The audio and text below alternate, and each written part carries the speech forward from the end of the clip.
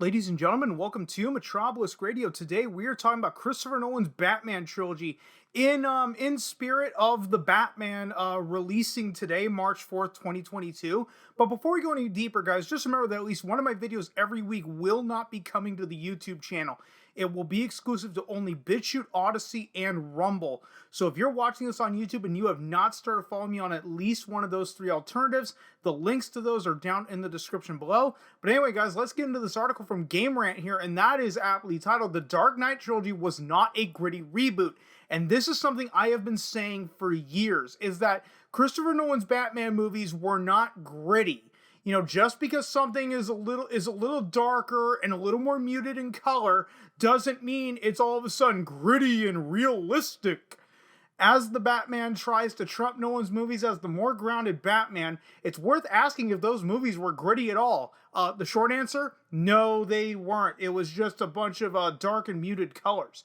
Dark, gritty, and more grounded, those are the characteristics most people are likely to name when describing Christopher Nolan's Dark Knight trilogy. And yet, the meaning behind the second of those words is often lost when judging those three films, regardless of whether that's done to compare Batman to other superheroes or not. The word gritty started to adopt its current meaning by the late 19th century when it started to be used being used to describe, quote, a literary style that was rough and coarse. However, that is transformed into the realistic and raw description that might as well make the word a synonym for grounded. Without diving too deep into the linguistics that pertain to Batman, it's really hard to call Nolan's aspired realism a rough and coarse film. Excuse me. A rough and coarse film in any way whatsoever, which is probably a key component that led to its massive success.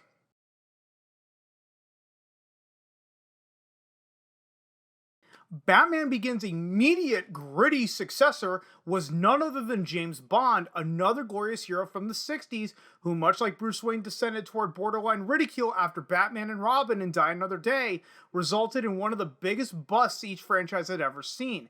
It's no secret Paul Haggis had Batman Begins on his mind when writing Casino Royale, going as far as to say they wanted to do for 007 what that movie did for Batman.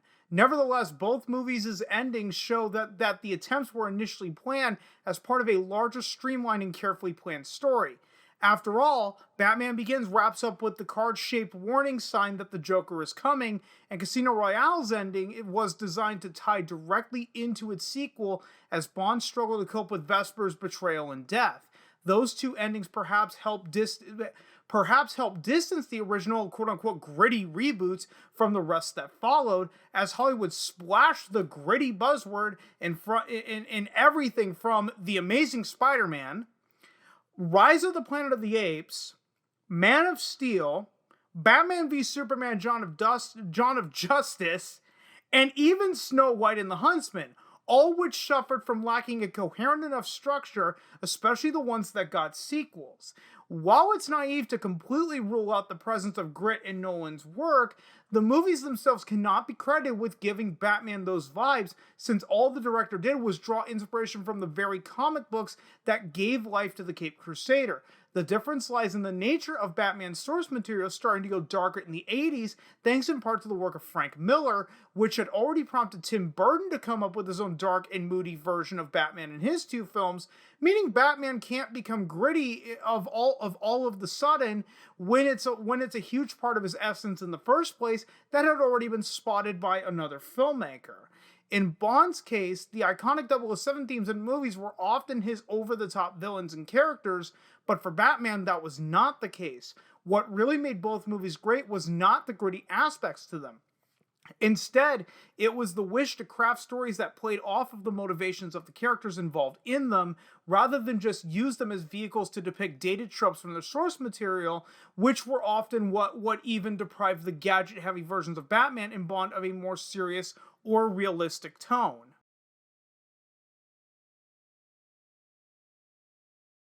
The idea of superhero movies having more than one villain is not revolutionary in any way.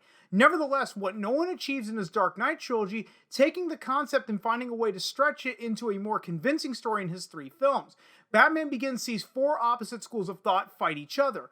Bruce, Ra's al Ghul, and yes, it's Ra's al Ghul, not Ra's al Ghul, it's Ra's al Ghul, the Scarecrow, and Carmine Falcone. The Dark Knight has Batman, Joker, and Harvey Dent. The Dark Knight Rises has Bruce, Selina, Talia, and to a lesser degree Bane, and that is Talia al Ghul, by the way, for those that don't know. Nolan's films are divided into acts in a rather precise way, which is something Zack Snyder struggled to deal with, as evidenced by Dawn of Justice and the director's need to make his Justice League a 4-hour affair. Seriously, I know I'm going slightly off topic here, but I want to expand on the point, about Zack Snyder needing to make his Justice League a 4-hour movie. At that point, why didn't you just make your Justice League into a miniseries? Why did you have to make it a 4-hour movie? And everyone complaining about the length of Zack Snyder's Justice League, but fighting for the Snyder Cut, all of a sudden, not everybody who complained about that, like, some people who fought for it knew that it was going to be a very long movie, but there's other people that were surprised. Oh my God, the Snyder Cut of Justice League is 4 hours long? Meaning if we give Zack Snyder the keys to the kingdom, he's going to produce he's going to produce a movie that is so over fucking bloated with shit that doesn't need to be there. It's almost like when we let him do it with Watchmen twice, and yes, they did it with Watchmen twice. The theatrical cut of Watchmen, let me look this up real quick. I just want to make sure I'm getting my times right. But I remembered Watchmen was a pretty long movie as it is. Watchmen 2009. All three of the runtimes should be here. Okay, here we go. The tech specs. Okay, here we go. So the theatrical cut of Watchmen was 2 hours and 42 minutes long. Then you had the first director's cut, I believe was released on Blu-ray, was 3 hours and 6 minutes. Then you had the ultimate cut, which came in like a 5-disc set, and the movie was extended to 3 hours and 35 minutes. If that's not over bloated, I don't know what is, apparently. But anyway, getting back to this, where was I? I know I tangented for too long. Okay, here we go. Whether it's bringing down Falcone, Ra's al Ghul's death, the tragedy that causes Dent to lose his mind, or Bane breaking his back, Batman's big fights almost always result in a dramatic twist or lesson that shapes Bruce's convictions for the future. This Batman era scores also see the Hans Zimmer and Nolan partnership team up for a musical backing that's anything but grounded, as it features the massive sound, which arguably suits Batman, that's typically associated with the composer's work.